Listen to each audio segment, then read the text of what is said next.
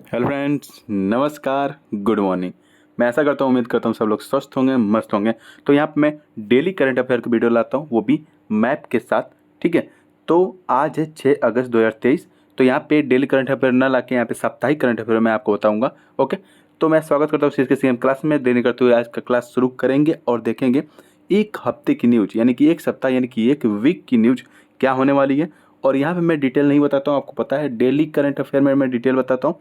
यहाँ पे बस हम लोग जो सप्ताह मतलब डेली का जो न्यूज़ था ना, उसको एक हफ्ते में हम लोग कवर करेंगे, एक हफ्ते का यहाँ पे कवर करेंगे। ठीक है। तो जिनका छूटा होगा वो भी यहाँ पे चेक कर लेंगे। चलिए शुरू करते हैं।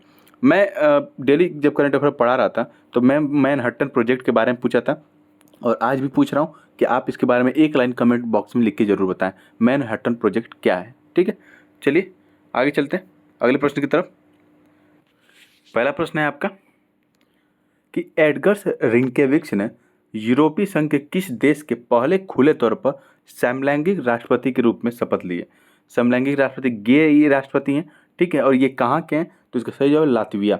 यूरोप के यूरोपीय यूनियन के लातविया देश के ये ऐसे पहले गे गे राष्ट्रपति बने हैं। तो इस बात को ध्यान रखेंगे। इनका नाम है एडगर्स रिंकेविक्स। ओके।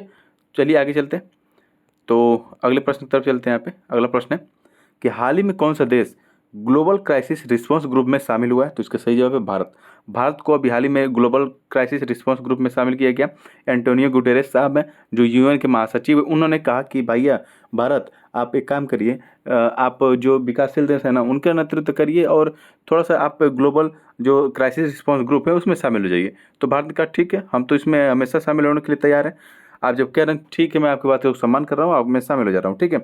तो ईरान की बात करें तो ईरान एससीओ का नया मेंबर बन गया। फिनलैंड की बात करें तो फिनलैंड नाटो का 31 नंबर का मेंबर बना है। और पूर्वी तिमोर की बात करें तो ये आसियान का 11वां मेंबर बन गया है। इस बात को भी थोड़ा थोड़ा आप ध्यान रखेंगे। अगला प्रश्न है भारत का पहला वैदिक थीम पार्क यानी कि वेद वन पार्क जिसे हम कह रहे हैं, उत्तर प्रदेश में कहाँ स्थापित किया जाएगा? बताइए भैया कहाँ स्थापित किया जाएगा? तो ये है आपके ऑप्शन और उसका सही जवाब है नोएडा। नोएडा में ये स्थापित किया जाएगा वैदिक वन पार्क। और इस तरह का ये इनिशिएटिव भारत में पहली बार किया जा रहा है। ठीक है। तो ये देश का पहला वैदिक थीम पार्क होगा और यहाँ पे वेदों के बारे में और वेदों से रिलेटेड जो भी जानकारी है यहाँ पे दी जाएगी, लोगों को बताई जाएगी कि वेद में ये चीज़ था, सामवेद में था, यजुर्वेद में ये था, ऋग्वेद में ये था, फलाने फलाने था। ठीक है। तो ये सब यहाँ पे बताया जाएगा। आप इस बात को थोड़ा सा ध्यान रखेंगे। वैदिक विन थीम पार्क कहाँ खुल रहा है? तो ग्रेटर नोएडा। और वो कहाँ पड़ता है? गौतम बुद्ध नगर, उत्तर प्रदेश में। ओके। इस बात को ध्यान रखेंगे। चलिए अगले प्रश्न की तरफ। अगला प्रश्न है अभी हाल ही में किस देश ने भारत के फार्मा उत्पाद कंपनियों की गुणवत्ता नियंत्रण जांच के लिए कहा है कि देखिए भारत से जो भी फार्मास्यूटिकल कंपनी जो उत्पाद बनाती हैं, जो दवाएं बनाती हैं, अगर हम अपने देश में लाएंगे ना, उसका उसका तो बहुत बढ़िया से जांच करें। कुछ किसी और चीज़ की जांच करें या ना करें, लेकिन उस चीज़ की बहुत बढ़िया से जांच करेंगे। अब मैं भी कहता हूँ, अपने तरफ से कहता हूँ कि जांच करिए, बिल्कुल जांच करिए। ये कोई छोटी मोटी बात नहीं है। देखिए आप एक न्यूज आई थी कि death children in Gambia, Gambia की बात हो रही है, गाम्बिया ये जांच करेगा। बच्चों की मौत हुई है भाई, बच्चों की मौत हुई है, कोई ऐसा नहीं है। अब बताइए बच्चों ने क्या ऐसा गुनाह कर दिया कि उनकी मृत्यु हो गई? ठीक है। तो इस तरह से जो फार्मास्यूटिकल कंपनी है वो घटिया क्वालिटी की दवाई बनाती है और मार्केट में बेच देती है पैसा कमाने के लिए। तो कोई अगर उनकी क्वालिटी चेक नहीं करेगा और सीधे बच्चों को पिला देगा तो क्या असर होगा उसका? बताइए। तो यही हुआ। तो गम्बिया ने कहा कि ठीक है, मैं अब जांच करूंगा, सब कुछ जांच करूंगा। अब भाई तुम बहुत देर में नींद तुम्हारी खुली है, ऐसा नहीं करना था। आपको शुरू से ही जांच करना था। जब समाज की बात हो, बच्चों की खासकर बात हो, तो इस तरह से इनिशिएटिव पहले ले लेना चाहिए। तो ये अभी हाल ही में किस देश ने भारत के फार्मा उत्पाद कंपनियों की गुणवत्ता नियंत्रण जांच शुरू किया है? तो इसका सही जवाब है गाम्बिया। इस बात को ध्यान रखें, गाम्बिया एक अफ्रीकन कंट्री है। ठीक है। ओके। चलिए आगे चलते हैं अगले प्रश्न की तरफ। तो अगला प्रश्न आपको यहाँ पे है कि अभी हाल ही में director general of civil aviation, जिसे हम डीजीसीए के नाम से जानते हैं, तो इन्होंने अनमैन्ड एयरक्राफ्ट सिस्टम के लिए किसके साथ समझौता किया, ये बताना है। अनमैन्ड एयरक्राफ्ट सिस्टम ज़्यादातर आप समझ लीजिए ड्रोन की बात यहाँ हो रही है, जिसमें मानव नहीं होता, ये दूर होकर रिमोट टून से चलाया जाता है। बैठ के खिट करेंगे और उसको चलाएंगे। ठीक है। तो ये किसके साथ समझौता किया? तो ईएसए के साथ, यानी कि यूरोपियन यूनियन एविएशन जो सेफ्टी एजेंसी है उसके साथ director general of civil aviation ने भारत का समझौता किया। इस बात को थोड़ा सा ध्यान रखेंगे, थोड़ा सा ध्यान रखेंगे, ज़्यादा मत ध्यान रखिए। ठीक है। अब हाल ही में किस देश ने अपना पहला घरेलू open source operating system open Kaelin launch किया है? तो इसका सही जवाब है चाइना। चाइना ने कहा कि भाई अमेरिका उनका पे हम नहीं डिपेंड रहेंगे, हम रसिया उसी पर नहीं डिपेंड रहेंगे, हम खुद का अपना ऑपरेटिंग सिस्टम बनाएंगे और अपने देशवासियों को देंगे। बहुत ही अच्छी बात है, करिए, सही है। ओपन काइली नाम से चाइना ने इसे शुरू किया। भारोस नाम से भारत ने भी शुरू किया था, लेकिन ये मोबाइल के लिए ओनली किया था, तो इस बात को भी आप थोड़ा थोड़ा ध्यान रखेंगे। चलिए आगे चलते हैं। अब हाल ही में किस देश ने अपना पहला घरेलू open source operating system open Kylin launch किया? तो इसका सही जवाब है चीन। साउथ अफ्रीका की बात करते हैं, साउथ अफ्रीका में ब्रिक्स समिट 2023 होने वाला है साउथ अफ्रीका में। और संयुक्त अरब अमीरात यानी कि यूएई की बात करें तो यहाँ पे COP28 की COP28 यहाँ पे होगा संयुक्त अरब अमीरात में। जापान की बात करें, जापान में भी G7 समिट हुआ है जापान में, और क्वाड समिट भी इस जापान में ही हुआ था, क्वाड समिट भी, इस बात को भी थोड़ा सा ध्यान रखेंगे। चलिए आगे चलते हैं अगले प्रश्न की तरफ।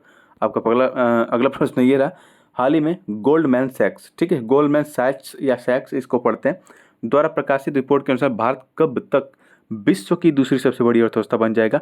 ये बहुत ही इंपॉर्टेंट है, जान लीजिए इसको। तो इसका सही जवाब है ऑप्शन ए 2075 यानी कि 2075 तक ये एजेंसी कह रही है कि भारत विश्व की दूसरी सबसे बड़ी अर्थव्यवस्था बन जाएगा 2075 तक। पता नहीं तब तक हम लोग बूढ़े उड्ढे हो जाएंगे, अगर जिंदा रहे तो बूढ़े ही हो जाएंगे, अगर बच्चे रहे तो, ठीक है। तो चलिए आगे चलते हैं। अब मैं यहाँ पे दिखा दूँ, यहाँ पे कह रहा है कि ये दूसरी सबसे बड़ी अर्थव्यवस्था बन जाएगा 2075 तक। तो पहली कौन रहेगा? तो पहली चाइना रहेगा, दूसरी इंडिया रहेगी, और तीसरा यहाँ पे यूएसए रहेगा। यूएसए को बीट करके भारत दूसरे नंबर पे यहाँ पे पहुँच जाएगा, तो ये बहुत ही बड़ी बात है, ठीक है। आगे चलें अगले प्रश्न की तरफ। ग्लोबल फायर पावर आंकड़ों के अनुसार दुनिया की सबसे शक्तिशाली सेना किस देश के पास है? तो इसका सही जवाब है अमेरिका के पास। दुनिया की सबसे शक्तिशाली सेना अमेरिका के पास है, उसके बाद रूस के पास है, फिर चीन के पास है, फिर जाके चौथे नंबर पे आता है इंडिया, यानी कि भारत, अपने सुंदर भारत का नंबर। आगे चलें। डेल और इंटेल भारत के किस राज्य में AI स्किल लैब स्थापित करेंगे? तो इसका सही जवाब है तेलंगाना। तेलंगाना में डेल और इंटेल भारत के तेलंगाना राज्य में इस AI स्किल लैब स्थापित करेंगे। AI यानी कि आर्टिफिशियल इंटेलिजेंस स्किल लैब, यानी कि आर्टिफिशियल इंटेलिजेंस से रिलेटेड कौन कौन सी जॉब मार्केट में आने वाली है, उससे रिलेटेड कौन कौन सी जॉब क्रिएट होने वाली है, उनके बारे में बताया जाएगा, और कैसे वो काम करना है ये भी बताया जाएगा। तो इस बात को थोड़ा सा आप ध्यान रखेंगे। आगे चलिए अगले प्रश्न की तरफ। अभी हाल ही में UNDP के अध्ययन के अनुसार 15 वर्षों में, ध्यान दीजिएगा 15 वर्षों में, ठीक है, लगभग ये 2003 से 2018-19 की बात कर रहा है, तो 15 वर्षों में कितने मिलियन भारतीय बहुआयामी गरीबी यानी कि मल्टी डायमेंशनल पॉवर्टी से बाहर आ गए हैं, ठीक है। तो ये UNDP का अध्ययन है, तो इसका सही जवाब है 415 मिलियन, ठीक है। अभी हाल ही में रिपोर्ट आई थी कि 415 मिलियन भारतीय जो हैं वो मल्टी डायमेंशनल पॉवर्टी से बाहर आ गए। हम अब कहेंगे आपकी मल्टी डायमेंशनल पॉवर्टी क्या होती है सर जी, थोड़ा बता दीजिए। तो क्यों नहीं बच्चों, ठीक है, मैं ज़रूर बताऊंगा कि मल्टी डायमेंशनल पॉवर्टी क्या होती है, ठीक है। तो ये स्क्रीन पर आप देख रहे हैं ना, मल्टी डायमेंशनल जो पॉवर्टी होती है उसके 3 डायमेंशन होते हैं। कौन कौन से? एक हेल्थ होता है, स्वास्थ्य होता है, एक होता है शिक्षा, और एक होता है स्टैंडर्ड ऑफ लिविंग यानी कि जीवन प्रत्याशा। इन 3 डायमेंशन के 12 इंडिकेटर होते हैं। कितने इंडिकेटर होते हैं? 12, ठीक है।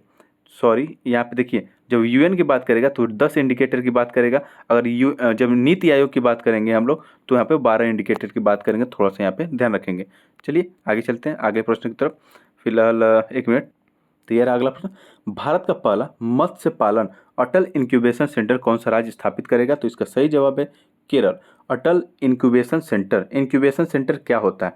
मतलब अगर मत्स्य पालन से संबंधित इंक्यूबेशन सेंटर स्टार्ट किया जा रहा है तो वहाँ पे ये बताया जाएगा कि मत्स्य पालन से आपको क्या क्या फ़ायदा हो सकते हैं, कहाँ कहाँ आप मत्स्य पालन कर सकते हैं, ठीक है। कितने एरिया में आप तालाब खोदिए, कितने बच्चों को, मतलब मछली के बच्चों को उसमें छोड़िए, ठीक है, और उनको ग्रो कराने के लिए क्या क्या तरकीब अपनाइए, और कैसे ग्रो कर जाएंगे, उनका कहाँ निर्यात करना है, कौन सी मछली का उत्पादन आपको करना है, ये सब बताया जाता है। इंक्यूबेशन सेंटर मतलब ये होता है ना कि आपको अच्छे से, मतलब जीरो लेवल से समझाया जाता है कि इस बिजनेस में आपको क्या फ़ायदा होने वाला है और कैसे होने वाला है, ठीक है। ये होते हैं इंक्यूबेशन सेंटर। तो ये भारत का पहला मत्स्य पालन से रिलेटेड इंक्यूबेशन सेंटर खोला गया। तो ये कहाँ पे खोला गया? तो ये केरल में खोला गया। इस बात को थोड़ा सा ध्यान रखेंगे, ठीक है। आगे चले तो इससे रिलेटेड एक और बात बता देता हूँ कि जो प्रधानमंत्री मत्स्य संपदा योजना आई थी, ठीक है, प्रधानमंत्री मत्स्य संपदा जो योजना आई थी, जिसके तहत क्या करना था कि 220 लाख मीट्रिक टन का मछलियों का उत्पादन करना था 2024 से 25 तक, ठीक है।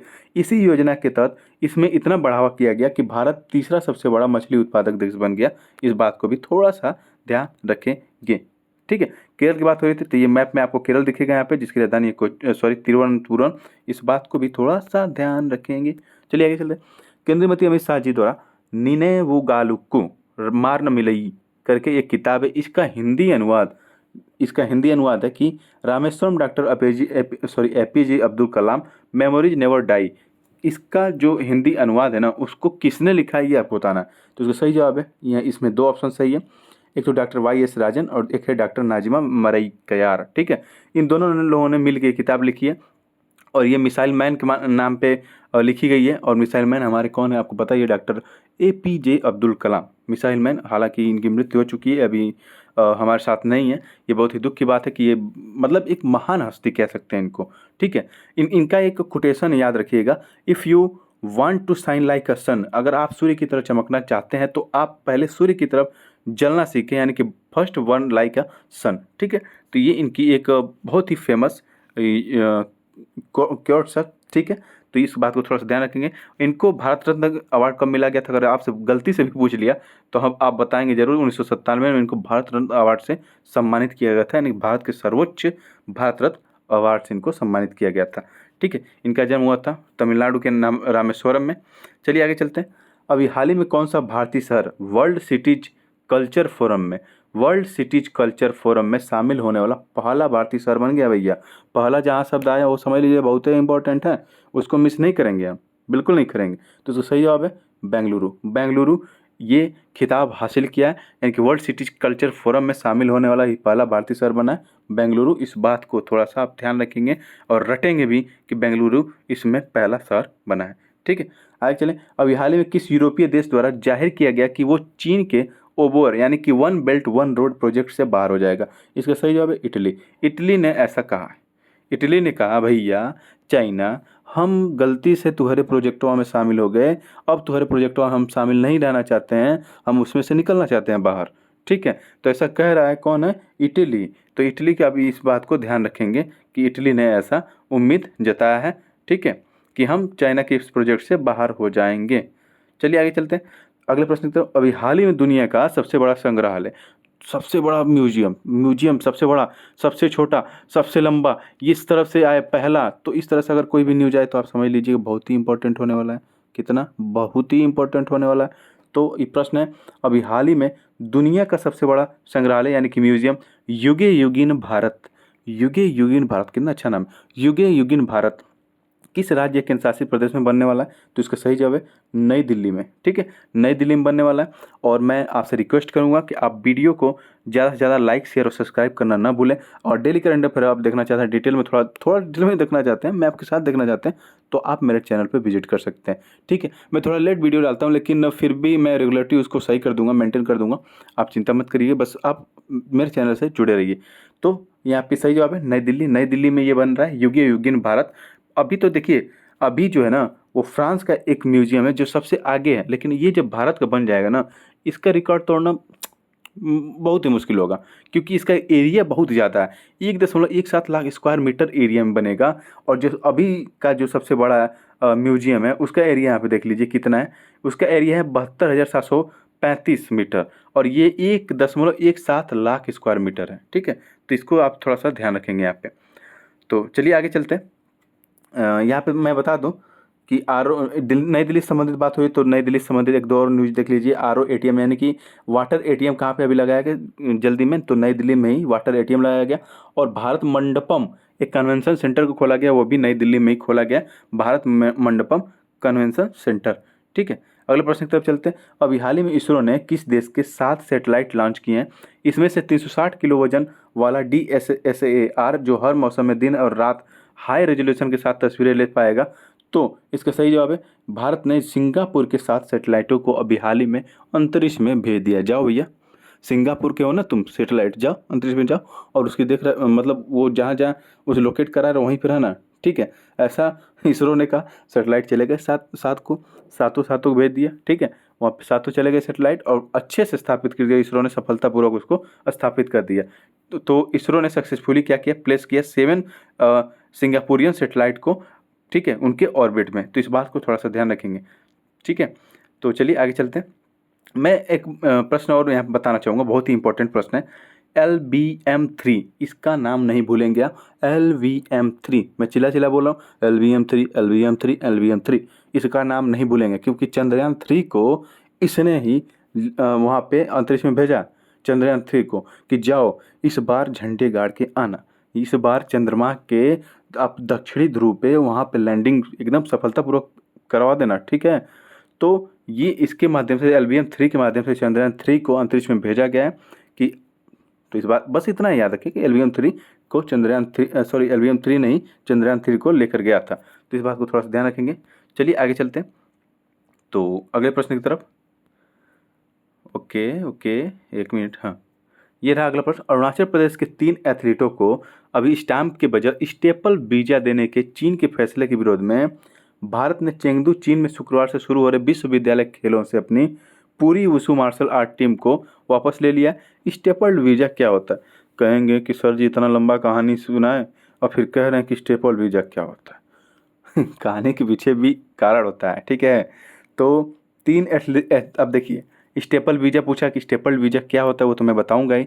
आपको ये पता चल गया कि जो वर्ल्ड यूनिवर्सिटी गेम है, यानी कि विश्वविद्यालय जो खेल हैं, वो भारत कहाँ हो रहा है? चाइना के चेंगदू में हो रहा है। इसको भी याद रखेंगे। स्टेपल्ड वीजा क्या होता है वो मैं बता रहा हूँ। देखिए, इसका सही जवाब है पासपोर्ट के साथ एक अतिरिक्त स्टेपल कागज, यानी स्टेपलर जानते हैं ना, जो पंच हम जिसे बोलते हैं, पंच मार दे रे भैया, पंच मार दे यार, एक कागज में पंच मार दो, स्टेपल कर दो, वही होता है। एक मेन होता है आपका पासपोर्ट, ठीक है, पासपोर्ट होता है। उसके बाद एक अतिरिक्त कागज लगा दिया जाए अगर आपके साथ, तो उसे हम स्टेपल्ड कहते हैं। तो पासपोर्ट के साथ अतिरिक्त जो कागज लगा दिया जाता है उसे हम स्टेपल्ड वीजा कहते हैं। इस बात को थोड़ा सा ध्यान रखेंगे। और चाइना ये स्पेशली उन लोगों के लिए लागू करता है जिनको वो मानता है कि भारत के ये पार्ट नहीं है बल्कि मेरे पार्ट हैं। तो भारत, ये देखिए यहाँ पे मैं शुरू में ही लिख दिया अरुणाचल प्रदेश के नॉर्थ वाले हिस्से को चाइना तिब्बत का पार्ट मानता है, भारत का पार्ट नहीं मानता। तो वहाँ से जो भी खिलाड़ी या जो भी लोग चाइना में जाते हैं तो उनको वो स्टेपल्ड वीज़ा जारी करता है अलग से, ठीक है। तो इस बात को थोड़ा सा ध्यान रखें, ये चर्चा में था इसलिए मैं आपको यहाँ पे बता दिया। तो आगे चलें अगले प्रश्न की तरफ। तो यहाँ देखिए, ये आपका अगला प्रश्न कि मैनहट्टन प्रोजेक्ट, अभी तो मैं शुरू में पूछा ही था, पता नहीं कोई जवाब देगा कि नहीं देगा, मैं खुद जवाब दे रहा हूँ भैया, सुन लीजिए। मैनहट्टन प्रोजेक्ट किससे संबंधित है आपको बताना है। मैनहट्टन प्रोजेक्ट, मैन का दिमाग हट गया क्या? हाँ, ऐसे ही कुछ लग रहा है। मैनहट्टन प्रोजेक्ट, दिमाग हट गया। ओहो, तो क्या करेगा दिमाग हट गया तो? प्रथम परमाणु बम परीक्षण करेगा। हम प्रथम परमाणु बम परीक्षण करेगा, दिमाग मेरा हट गया है। मैनहट्टन प्रोजेक्ट, तो मैनहट्टन प्रोजेक्ट के तहत अगर पूछे इसका उद्देश्य क्या था, ये किस लिए अप्लाई किया गया था, किस लिए ये शुरू किया गया था, तो प्रथम परमाणु बम परीक्षण के लिए ये किया गया था। और आप कहेंगे कि ये भैया आप कहाँ बता रहे हैं ये सब, तो आपने अभी ओपेनहाइमर मूवी का नाम सुना होगा, जो बहुत ही चर्चा में था। ओपेनहाइमर मूवी जो 21 जुलाई को लॉन्च की गई थी, ठीक है। तो उसमें जो रॉबर्ट ओपेनहाइमर है उनकी कहानी के बारे में बताया गया और यहाँ पे दिखाया गया है मैनहट्टन प्रोजेक्ट के बारे में, ठीक है। तो मैनहट्टन प्रोजेक्ट में यही हुआ था कि प्रथम परमाणु बम जो न्यूक्लियर टेस्ट था वो किया गया था और सफलतापूर्वक कर लिया गया था, ठीक है। ये ओपेनहाइमर मूवी की तस्वीर है, इसको थोड़ा सा ध्यान रखेंगे, ठीक है।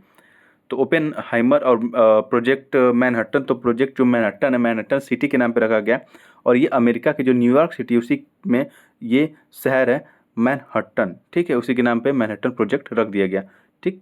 चलिए आगे चलते हैं। अब यहाँ पे एक और चीज़ मैं यहाँ बता देता हूँ, अगर आपसे ये पूछ ले, गलती से पूछ ले, ठीक है, कि लिथियम ट्रायंगल कहाँ है, तो लिथियम ट्रायंगल आपको साउथ अमेरिका में मिलेगा। और वो भी कहाँ पे मिलेगा, तो बोलीविया, चिली और अर्जेंटीना, ठीक है। बोलीविया, चिली और अर्जेंटीना की जगहों को मिला के एक ट्रायंगल त्रिभुज बनता है, उसे हम लिथियम ट्रायंगल कहते हैं। आगे चले तो जुलाई माह 2023 में संयुक्त राष्ट्र सुरक्षा परिषद ने, ओ भाई साहब, संयुक्त राष्ट्र यूनाइटेड नेशन सिक्योरिटी काउंसिल की अध्यक्षता कर रहे यूनाइटेड किंगडम ने पहली बार आर्टिफिशियल इंटेलिजेंस से होने वाले खतरों पर, ठीक है, आर्टिफिशियल इंटेलिजेंस से होने वाले खतरों पर विचार करने के लिए पहली मीटिंग का आयोजन कहाँ किया, तो ये बताना है आपको। तो इसका सही जवाब है न्यूयॉर्क, अमेरिका के न्यूयॉर्क में ये हुआ है। और ये बहुत ही इंपॉर्टेंट है। यूनाइटेड नेशन सिक्योरिटी काउंसिल ने ये कहा कि भाई एआई से खतरा है, इतना समझ लीजिए, खतरा बहुत है एआई से। मैं अभी वार्न कर रहा हूँ, सभी लोग वार्न कर रहे होंगे कि एआई से खतरा है, ठीक है, क्योंकि वो आने वाले भविष्य में पता चलेगा। तो इस पे अभी से ये लोग क्या कर रहे हैं, चिंता जता रहे हैं, मीटिंग कर रहे हैं कि इससे कैसे निपटा जाएगा भविष्य में एआई से, ठीक है, क्योंकि ये अपने आप को खूब डेवलप करेगा, आपको डेवलप करने की जरूरत नहीं पड़ेगी, ये खुद अपने आप को डेवलप करता चला जाएगा। फिर ये अपने उंगलियों पर नचाएगा ह्यूमन बींग्स को, भैया ठीक है। तो चलिए आगे चलते हैं, इससे बहुत ही ज़्यादा खतरा होने वाला है। तो इसकी मीटिंग हुई है न्यूयॉर्क में यूएनएससी द्वारा। इस बात को ध्यान रखेंगे। विश्व बाघ दिवस के अवसर पर पर्यावरण, वन और जलवायु परिवर्तन राज्य मंत्री अश्वनी कुमार ने एक रिपोर्ट जारी की और इस रिपोर्ट के अनुसार भारत में विश्व के कुल बाघों का लगभग कितना प्रतिशत पाया जाता है, ये आपको बताना है। ये बहुत ही इम्पोर्टेंट, ये भी इम्पोर्टेंट है आंकड़ा, क्योंकि सीधे पूछ लेता है। इसका सही जवाब 75%, ठीक है। India has 3682 tigers home to 75% of global numbers, यानी विश्व का जितनी जनसंख्या है उसका 75% सिर्फ भारत में टाइगर पाए जाते हैं। बहुत ही अच्छी अचीवमेंट है, बहुत ही अच्छी अचीवमेंट है। और टाइगर की बात करें तो भारत का नेशनल एनिमल भी है टाइगर, ठीक है। और 13 रेंज कंट्री की बात करें तो उसमें भारत शामिल है 13 रेंज कंट्री में।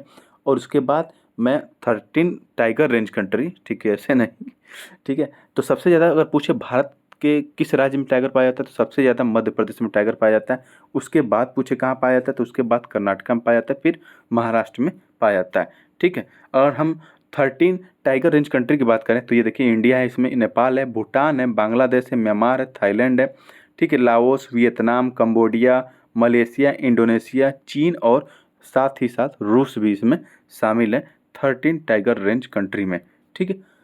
5वां विश्व कॉफ़ी सम्मेलन एशिया में ये पहली बार हो रहा है, और पहली बार हो रहा है तो अभी कहाँ पे, भारत में भैया, भारत में हो रहा है। और भारत के किस शहर में हो रहा है तो ये भी जानना जरूरी है। तो ये बेंगलुरु में हो रहा है, कर्नाटक के बेंगलुरु में हो रहा है, ठीक है। अब कर्नाटक बेंगलुरु में क्यों, क्योंकि कर्नाटक बेंगलुरु को भारत की कॉफ़ी राजधानी के रूप में जानते हैं, कॉफ़ी राजधानी के रूप में। और ये एशिया में पहली बार हो रहा है, तो ये 5वां है। इससे पहले 2001 में इंग्लैंड में हुआ था, 2005 में ब्राज़ील में, 2010 में ग्वाटेमाला में और 2016 में इथियोपिया में हुआ था, ठीक है। तो आगे चलें, तो भारत में बात करें तो ये कर्नाटक है, कर्नाटक बेंगलुरु में ज़्यादातर कॉफ़ी उगाई जाती है कर्नाटका में। तो वहाँ पे अरेबिका, ठीक है, और रोबस्टा, 2 किस्में यहाँ पे ज़्यादातर उगाई जाती हैं कर्नाटका में। ओके, आगे चलिए। केंद्रीय खेल मंत्री अनुराग सिंह ठाकुर ने कहाँ पे भारत में पहली बार आयोजित की जा रही एशियाई युवा जूनियर भारोत्तोलन चैंपियनशिप का उद्घाटन किया, तो इसका सही जवाब ग्रेटर नोएडा। ग्रेटर नोएडा में ये चैंपियनशिप का आयोजन किया जा रहा है, ठीक है।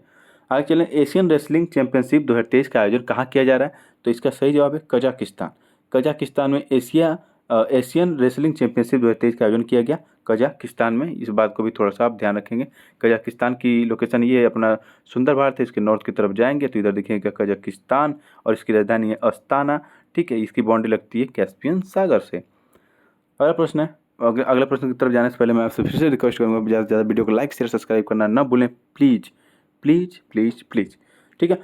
तो देखिए, हाल ही में केंद्रीय मंत्री पीयूष गोयल ने स्टार्टअप मेंटरशिप के लिए किस पोर्टल को शुरू किया, तो इसका सही जवाब है मार्ग पोर्टल को। ये कह रहे हैं भैया अगर आपको स्टार्टअप शुरू करना है तो आप शुरू करिए, मैं आपको एक पोर्टल देता हूँ, वहाँ पे सब कुछ बताया जाएगा कि किस तरह से आपको स्टार्टअप शुरू करना है, कैसे लोन लेना है, उसका यूज कैसे करना है और कैसे कैसे आपका वो डेवलप होता जाएगा, ठीक है। तो इसके लिए एक मेंटरशिप पोर्टल कौन सा है, तो मार्ग पोर्टल है मेंटरशिप करने के लिए।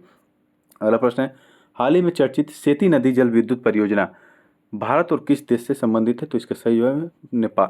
भारत और नेपाल से संबंधित है सेती नदी जल विद्युत परियोजना। पहला आसियान भारत समुद्री अभ्यास का आयोजन कहाँ किया गया, तो इसका सही जवाब है सिंगापुर और दक्षिण चीन सागर में इसका आयोजन किया गया। और इसकी लोकेशन अगर दिखाएं तो उससे पहले मैं आसियान के बारे में बता देता हूँ। आसियान की स्थापना हुई थी 1967 में, 8 अगस्त 1967 में, ठीक है। और इसमें अभी 10 मेंबर हैं और 11वें मेंबर के तौर पर जुड़ेगा ईस्ट तिमोर यानी कि पूर्वी तिमोर। और ये 10 मेंबरों की लिस्ट है, आप इसको चेक कर लेंगे, ठीक है। अगर मैं साउथ चाइना सी की लोकेशन दिखाऊं तो ये देखिए यहाँ पे 9 डैश लाइन है, 1 2 3 4 5 6 7 8 9। तो ये 9 डैश लाइन ये निर्धारित करते हैं कि साउथ चाइना सी की बाउंड्री कहाँ से कहाँ तक है, ठीक है। तो चलिए अगला प्रश्न है आपका प्रभात प्रकाशन, ठीक है भैया। प्रकाशन यानी कि यही छपवाते हैं भैया, प्रभात, ओके। इनके द्वारा प्रकाशित किताब और चित्रण कारगिल एक यात्री की जुबानी के लेखक कौन है, ये आपको बताना। इसका सही जवाब है ऋषिराज। ऋषिराज ने लिखा है कारगिल एक यात्री की जुबानी। और इसमें भारत के जो शहीद जवान हैं कारगिल में जो शहीद हुए थे उन्होंने अपने प्राणों की आहुति दे दी थी भारत के इस भाग को बचाने के लिए। उनके बारे में ये किताब लिखी गई है, कारगिल एक यात्री की जुबानी। और किसने लिखा है? तो उसने ऋषिराज ने इसको लिखा है। इस बात को ध्यान रखेंगे। इससे रिलेटेड कुछ और चीज़ें मैं यहाँ पे दिखा देता हूँ। जैसे सलमान रुश्दी की अगर बात की जाएगी तो सलमान रुश्दी को अभी हाल ही में प्रेस्टिजियस जर्मन पीस प्राइज से सम्मानित किया गया। अगर कहीं गलती से इनका नाम आ जाता है, कि इनका नाम चेतना मारू का, ये है चेतना मारू, तो इनकी किताब है वेस्टर्न लेन। इस किताब को बुकर पुरस्कार 2023 के संभावित 13, ठीक है, विजेता पुस्तकों की सूची में इनको शामिल किया गया है। इस बात को भी थोड़ा ध्यान रखेंगे। चलिए, जब कारगिल की बात आ गई तो कारगिल क्वेश्चन यहाँ पे देख लीजिए। 26 जुलाई को कारगिल दिवस मनाया जाता है हर साल, ठीक है। और ये है कारगिल की लोकेशन, यहाँ दिखेगा आपको कारगिल और इधर दिखेगा सियाचिन ग्लेशियर, ठीक है। तो ये आप देखेंगे, ये POK है, ओके। और ये कारगिल है, ये अपना कश्मीर है, ये लद्दाख वाला एरिया है सिया। और यहाँ पे आपको दिखेगा अक्साई चीन। कुछ सीखने को मिला होगा ना। चलिए आगे। लोकमान्य तिलक 103वीं पुण्यतिथि के उपलक्ष्य में आयोजित एक समारोह लोकमान्य तिलक, ये हैं लोकमान्य तिलक जी, ठीक है। तो लोकमान्य तिलक की 103वीं पुण्यतिथि के उपलक्ष्य में आयोजित एक समारोह के दौरान किसको पुणे या महाराष्ट्र में लोकमान्य तिलक राष्ट्रीय पुरस्कार से सम्मानित किया गया? तो इसका सही जवाब है नरेंद्र मोदी जी को ये सम्मान दिया गया, ठीक है। अगर शक्तिकांत दास जी की बात करें तो इन्हें गवर्नर ऑफ द ईयर्स का अवार्ड दिया गया, ओके।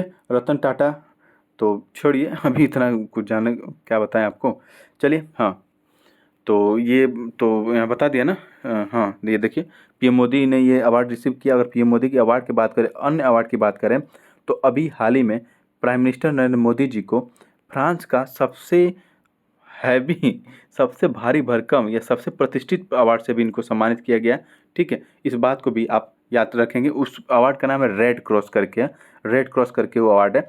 और अभी ये पपुआ न्यू गिनी गए थे, तो वहाँ पे इनको companion of the order of लोगोहू से सम्मान किया गया था। और फिजी गए थे तो companion of the order of Fiji से सम्मानित किया गया था। फिर रिपब्लिक ऑफ पलाऊ का मिला है अवार्ड, USA का, बहरीन का, मालदीव का, इजिप्ट का, सऊदी अरेबिया, भूटान, फिलिस्तीन, UAE, रसिया, अफगानिस्तान, तमाम कंट्री ने इनको हाईएस्ट अपने सिविलियन अवार्ड से सम्मानित किया है, ठीक है। इस बात को थोड़ा सा ध्यान रखेंगे। चलिए आगे।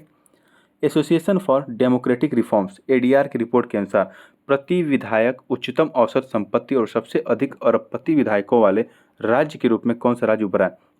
ये कह रहे हैं भैया कि मुझे उस राज्य का नाम बताओ जिस राज्य में जो विधायक यानी MLA हैं वो करोड़पति हैं, अरबपति हैं। ऐसा कौन सा राज्य जहाँ पे सबसे ज़्यादा है? तो इसका सही जवाब है कर्नाटक। ये ADR जो है ना, जो एसोसिएशन फॉर डेमोक्रेटिक रिफॉर्म्स वाला रिपोर्ट जारी करता है, इसने कहा कि कर्नाटक में भैया ये जो चाचा चौधरी बन के बैठे हैं लोग, कमा कमा पैसा, जनता का पैसा चूस चूस के जो बैठे हैं, वो सबसे ज़्यादा आपको कर्नाटक में मिलेंगे, ठीक है। तो इस बात को भी ध्यान रखेंगे। कर्नाटक की लोकेशन ये रही, ठीक है। और डेली करंट अफेयर वाली वीडियो में यहाँ पे डिटेल बताता हूँ वहाँ पे, तो आप वहाँ उससे जुड़ सकते हैं। और ये रिपोर्ट थी पूरा, ठीक है। तो आइए आगे चलते हैं अगले प्रश्न की तरफ। अगला प्रश्न है वर्ल्ड वाइड वेब के वर्ल्ड वाइड वेब डे हर साल कौन सी तारीख को मनाया जाता है? तो इसका सही जवाब है वर्ल्ड वाइड वेब डे हर साल 1 अगस्त को मनाया जाता है, ठीक है। World wide web day confusion, sorry, language miss नहीं करना है, ओके। तो नहीं करना है ध्यान दीजिए, नहीं करना है। तो इसे टीम जो बर्नर्स-ली हैं, उन्होंने WWW का आविष्कार किया था। इस बात को आप याद रखेंगे, मे बी आपको पता भी होगा, ओके। आगे अगले प्रश्न की तरफ। ये प्रश्न नहीं है, न्यूज़ की तरह इसको मैं कवर कर देता हूँ। अभी एक डेवलपमेंट देखी गई थी चंद्रयान 3 को लेके। ये डेवलपमेंट थी कि आपको पता है कि ये उम्मीद लगाया जा रहा है कि चंद्रयान 3 को तो 14 जुलाई को छोड़ा गया था, ठीक है, उसको लॉन्च किया गया था। और ये उम्मीद लगाया जा रहा है कि ये 23 अगस्त तक ये चंद्रमा के साउथ पोल पे जाके लैंड करेगा। 23 अगस्त तक, 23 से 24 हो सकता है, या 22 या 25 अगस्त भी हो सकता है। अनुमानतः 23 अगस्त तक ये चंद्रमा के साउथ पोल पे लैंड करेगा। ध्यान दीजिएगा, साउथ पोल बोल रहा हूँ, दक्षिणी ध्रुव बोल रहा हूँ। नॉर्थ, मिडिल या फिर ईस्ट वेस्ट कभी भी आंसर नहीं लगाएंगे। जब भी पूछेगा तो आप ये बताएंगे कि इसके साउथ ध्रुव पे ये लैंड करेगा, ठीक है। तो डेवलपमेंट ये हुई थी कि पहले तो ये जब लॉन्च होता है ना, तो पृथ्वी की जो कक्षा है उसमें ये चक्कर लगाता है, इसके ऑर्बिट में यानी कक्षा में ये चक्कर लगाता रहता है। उसके बाद एक थ्रस्ट इसको दिया जाता है, एक धक्का दिया जाता है, यहाँ बैठे बैठे ही एक बूस्ट दिया जाता है। उसके तहत ये कक्षा अपने छोड़ के ये चंद्रमा की कक्षा में ऑर्बिट करने पहुँच जाता है। ठीक है, अब ये ऑर्बिट करता रहेगा। 23 अगस्त के आसपास 24 अगस्त तक ये यहाँ पे साउथ पे लैंड करेगा, और मैं आप दुआ करता हूँ कि ये सही सलामत लैंड कर जाए और भारत के हाथ में, भारत की झोली में एक और कीर्तिमान ये स्थापित करवा दे। ठीक है, तो चलिए आगे चलते हैं अगले प्रश्न की तरफ। संस्कृति मंत्रालय द्वारा, और यहाँ यहाँ पे मैं एक और चीज़ बता दूँ आपको कि ये जो चंद्रयान 3 है ना, इसको जब लॉन्च किया गया था तो जो रॉकेट था उसका नाम था LVM-3। ठीक है, LVM-3। आगे चलें अगले प्रश्न की तरफ। संस्कृति मंत्रालय द्वारा आयोजित एक किया जा रहा उन्मेषा, उन्मेषा क्या है? अंतर्राष्ट्रीय साहित्य महोत्सव है। और उत्कर्ष, उत्कर्ष क्या है? लोक और जनजाति प्रदर्शन कला महोत्सव है। ठीक है, तो इसका उद्घाटन राष्ट्रपति द्वारा कहाँ किया गया? तो इसका उद्घाटन राष्ट्रपति द्वारा भोपाल में किया गया, भोपाल में किया गया, भोपाल में किया गया। ओके, तो ये मध्य प्रदेश है, मध्य प्रदेश की राजधानी भोपाल है और यहीं पे इसका आयोजन किया गया। तो ठीक है, मध्य प्रदेश संबंधित एक दो न्यूज़ देख लेते हैं। इंडिया का पहला online gaming academy Madhya Pradesh में आपको मिलेगा। ठीक है, और Madhya Pradesh tops national water awards in best state category. ठीक है, बेस्ट स्टेट के कैटेगरी में जल पुरस्कार, राष्ट्रीय जल पुरस्कार मिला है मध्य प्रदेश को। ओके, तो आगे चलें। हाँ आगे चलिए चलिए। भारत को आत्मनिर्भर बनाने के विजन को ध्यान में रखते हुए देश की विनिर्माण क्षमता और निर्यात को बढ़ाने के लिए कितने महत्वपूर्ण क्षेत्रों के लिए 1.97 लाख करोड़ रुपया, ठीक है, के आवंटन के साथ उत्पादन से जुड़ी प्रोत्साहन योजना यानी कि PLI इसके स्कीम की बात की जा रही है, यानी कि प्रोडक्शन लिंक्ड जो इंसेंटिव है उसकी बात की जा रही है। तो इस योजना की घोषणा की गई है। तो कितने क्षेत्रों को यहाँ पूछ रहा है, आत्मनिर्भर बनाने के विजन को ध्यान में रखते हुए देश की विनिर्माण क्षमता और निर्यात को, विनिर्माण यानी कि मैन्युफैक्चरिंग, कितना आपके यहाँ मैन्युफैक्चर हो रहा है और कितना निर्यात हो रहा है। ठीक है, तो इस क्षेत्रों को ध्यान में रखते हुए बहुत सारा पैसा दिया गया है। और कितने क्षेत्र इस बार इसमें जोड़े गए हैं? तो ये 14 क्षेत्र हैं। 14 क्षेत्रों में 1.97 लाख करोड़ रुपया पंप किया जाएगा, दिया जाएगा। इसे सोचिए कितना रोजगार आएगा। आपको लगता है कि रोजगार सिर्फ सरकारी नौकरी में ही रखा है, तो नहीं। रोजगार रोजगार होता है, चाहे वो सरकारी नौकरी हो चाहे प्राइवेट नौकरी हो। लेकिन एक आजीविका का जो साधन है ना, रोजगार का जो साधन है ना, पैसा जो है ना, वो मतलब सोर्स अच्छा होना चाहिए। थोड़ा सा उसमें नियम कानून अच्छा होना चाहिए, सरकार का उस पर पकड़ होना चाहिए। लेकिन प्राइवेट मेंबर हैं, वो अगर आपको रोजगार दे रहे हैं तो अपने हिसाब से काम कराते हैं, बहुत ही ज़्यादा काम कराते हैं और पैसा कम देते हैं। तो ठीक है, तो इसका सही जवाब है 14। 14 क्षेत्रों से ये PLI स्कीम इस बार जुड़ी है, इस बात को थोड़ा सा ध्यान रखेंगे। और 14 क्षेत्र ये हैं, मोबाइल विनिर्माण वाला एरिया है, नेटवर्किंग एरिया है, दवाई वाला एरिया है, बैटरी वाला एरिया है, खाद्य उत्पाद से संबंधित एरिया है। तो इस तरह से तमाम 14 आपको क्षेत्र मिलेंगे। अभी हाल ही में अनुच्छेद 243 घ यानी कि 243 हम इसे डी भी बोल सकते हैं, डी यानी कि घ।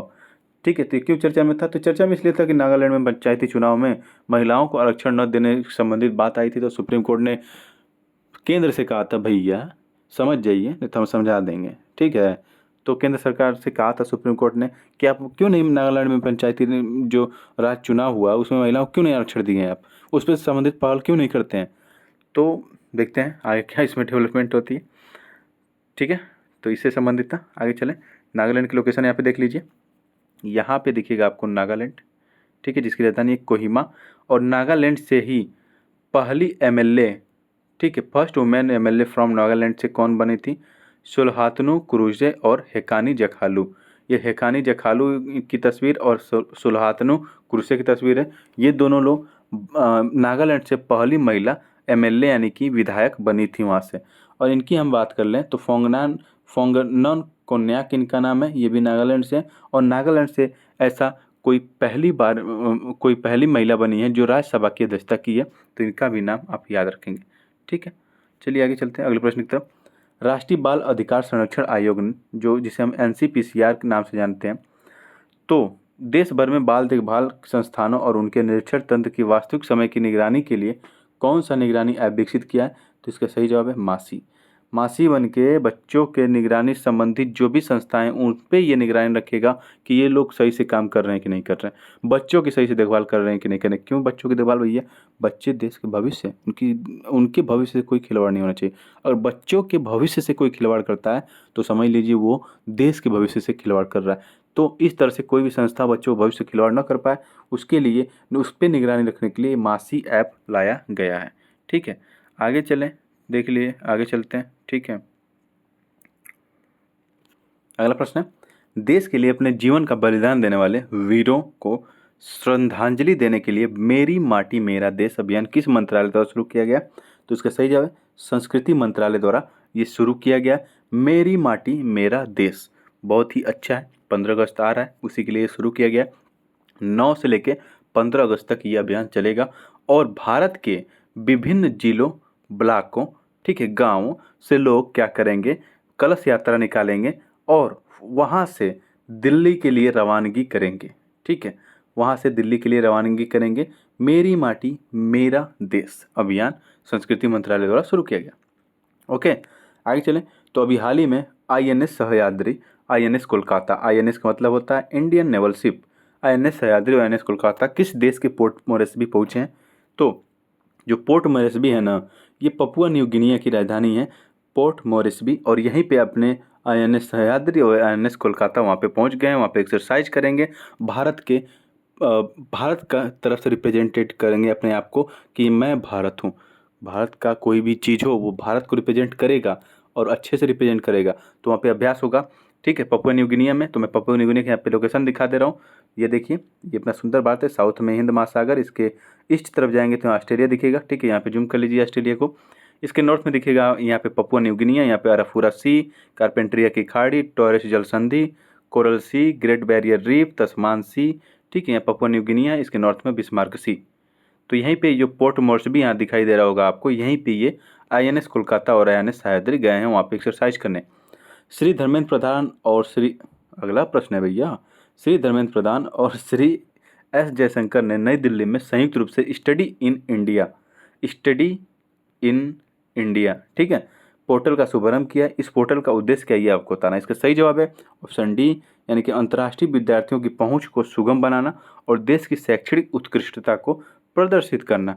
सिंपल है कि जो इंटरनेशनल स्टूडेंट हैं, ठीक है, जो इंटरनेशनल स्टूडेंट हैं उनसे जो मिनिस्ट्री ऑफ एजुकेशन है हमारे देश की, वो कहना चाह रही है कि देखो भैया, आप विदेशों से पढ़ने आ रहे हो भारत में, ठीक है, यहाँ पे बहुत ही अच्छी व्यवस्था है, ये डेस्टिनेशन आपके लिए बहुत अच्छा है। ठीक है, यहाँ पे क्वालिटी एजुकेशन मिलेगा आपको, अफोर्डेबल एजुकेशन मिलेगा जो विश्व में कहीं नहीं मिलेगा। तो लुभा रही है आइए आइए आइए। इससे क्या होगा ना कि जब ज़्यादा लोग विदेशों से यहाँ भारत में पढ़ने आएंगे तो भारत की इकोनॉमी में भी सुधार आएगा, भारत का नाम होगा। कैसे नाम होगा? अभी आपको पता है कि QS वर्ल्ड रैंकिंग रिपोर्ट आई है जिसमें भारत ने काफ़ी अच्छा प्रदर्शन किया है। 2023 में भारत की रैंक थी 172, ठीक है, और 2024 वाले रैंक में भारत की रैंक आ गई है 149, यानी कि 150 देशों की कैटेगरी में भारत शामिल हो गया।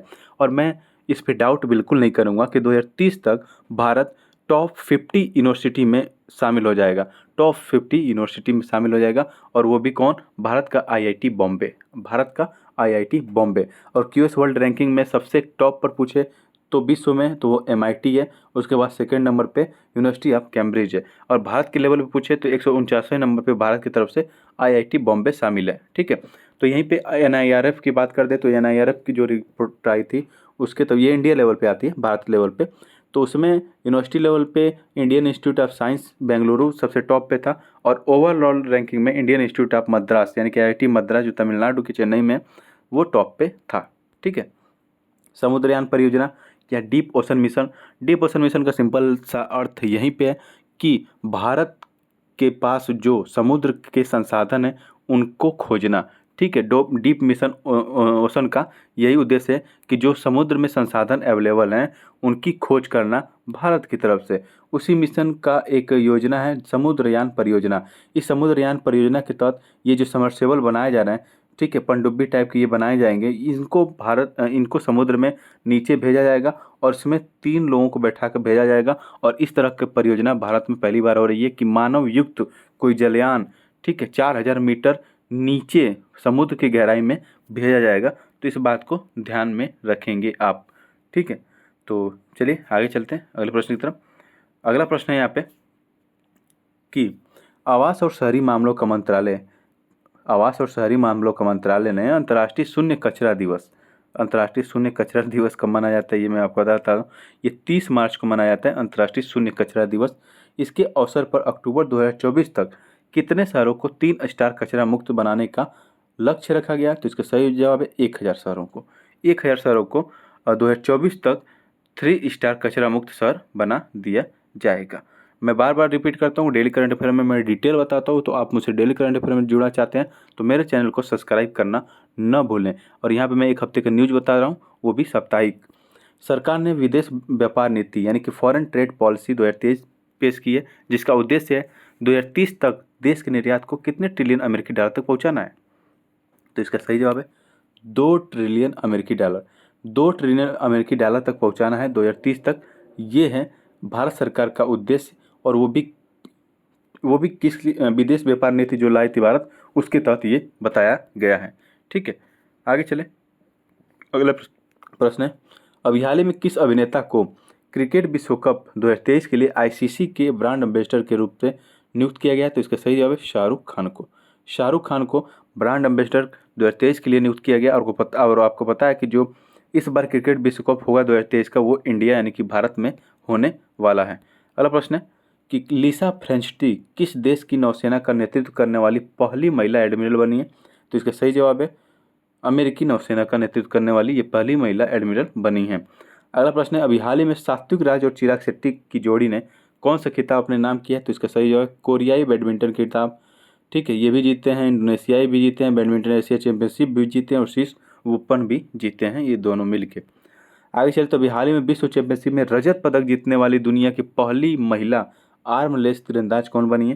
तो इनका नाम है शीतल देवी। आर्मलेस यानी कि इनकी दोनों बाहें नहीं हैं, ओके। अभी हाल ही में नामग्या खाम्पा को किस देश में भारत का अगला राजदूत नियुक्त किया गया? तो इसका सही जवाब है सोमालिया में इनको भारत का अगला राजदूत नियुक्त किया गया। अब अगर हम हेनले पासपोर्ट इंडेक्स 2023 की बात करें तो भारत ने पिछले वर्ष की तुलना में इस बार सुधार किया। और भारत की रैंक क्या है इस बार? तो इस बार भारत की रैंक है 80 यानी कि 80 नंबर है इस बार भारत की रैंक, ठीक है। अगला प्रश्न है आयकर दिवस कब मनाया जाता है? तो आयकर दिवस 24 जुलाई को मनाया जाता है। हर साल आयकर दिवस मनाया जाता है 24 जुलाई को। अभी हाल ही में बिम्स्टेक की पहली विदेश मंत्रियों की बैठक कहाँ पे आयोजित की गई है? तो इसका सही जवाब है बैंकॉक में आयोजित की गई है, ठीक है। तो यहाँ पे देखिए कारगिल विजय दिवस कब मनाया जाता है? तो कारगिल विजय दिवस हर साल 26 जुलाई को मनाया जाता है, कारगिल विजय दिवस।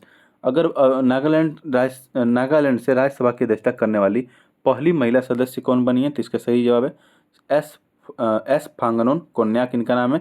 ये नागालैंड से राज्यसभा की अध्यक्षता करने वाली पहली महिला बनी है, ठीक है। अगर मैं बात करूँ तो राज्यसभा जो है, राज्यसभा में एक होता है उपाध्यक्षों का पैनल, जिसे हम उपसभापति का पैनल भी कह सकते हैं। उस पैनल में अभी तक 50% महिलाओं का आरक्षण नहीं था, लेकिन जगदीप धनखड़ जी ने कहा कि इस पैनल में अब जैसे कि 8 लोग हैं तो इसमें 4 महिलाएं होंगी और 4 पुरुष होंगे, यानी कि 50% महिलाएं होंगी इसमें, ठीक है। तो 4 महिलाओं की नियुक्ति इसमें की गई। कौन कौन सी?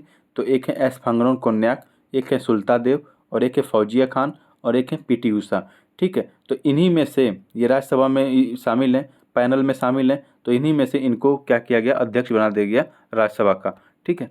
आगे चलें तो अभी हाल ही में किस राज्य की सरकार ने विरासत वृक्ष अंगीकरण योजना के तहत सूबे के 948 विरासत वृक्षों को संवारेगी? तो इसका सही जवाब उत्तर प्रदेश सरकार ऐसा करने वाली है। तो इस बात को भी थोड़ा सा ध्यान रखें।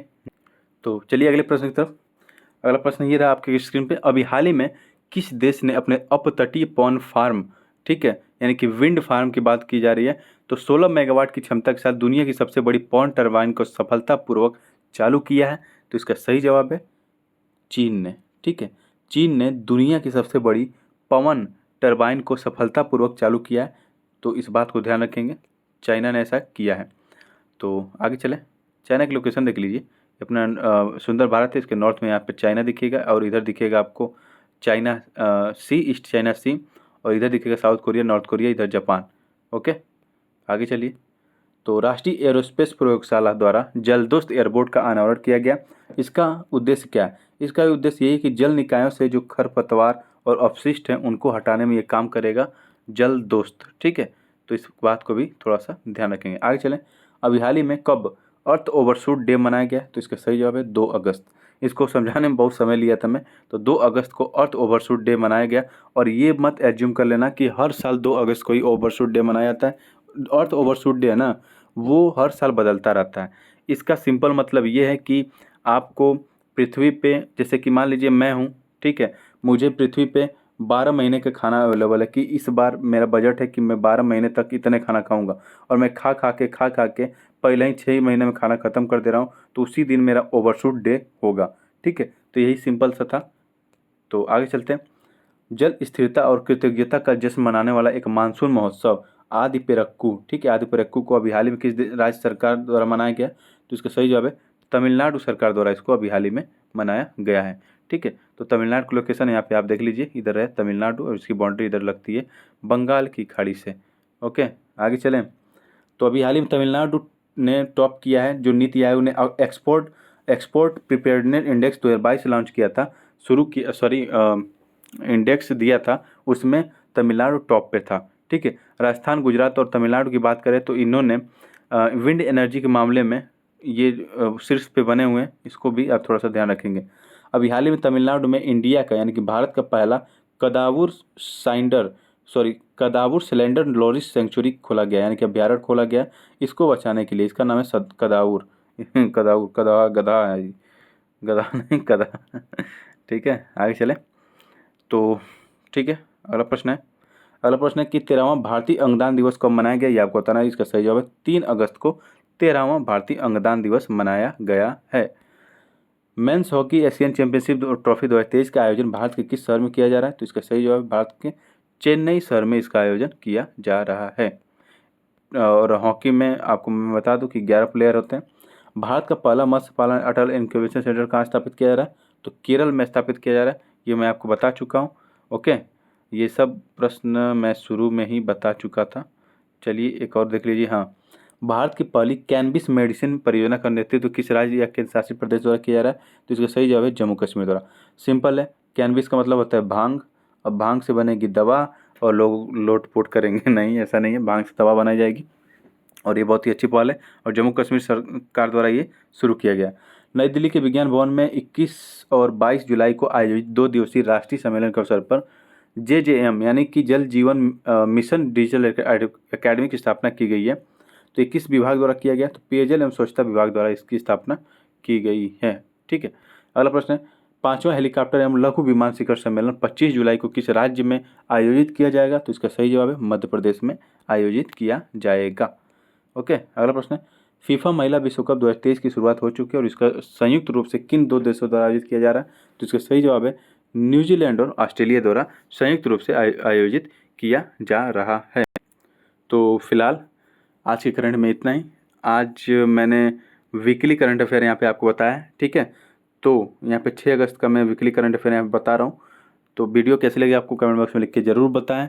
और मैं डेली करंट अफेयर पढ़ाता हूँ, वहाँ पे आप विजिट कर सकते हैं मेरे चैनल पे और उसको शेयर और सब्सक्राइब कर सकते हैं प्लीज़। ठीक है, तो थैंक यू, मिलते हैं मंडे के करंट अफेयर के साथ। धन्यवाद।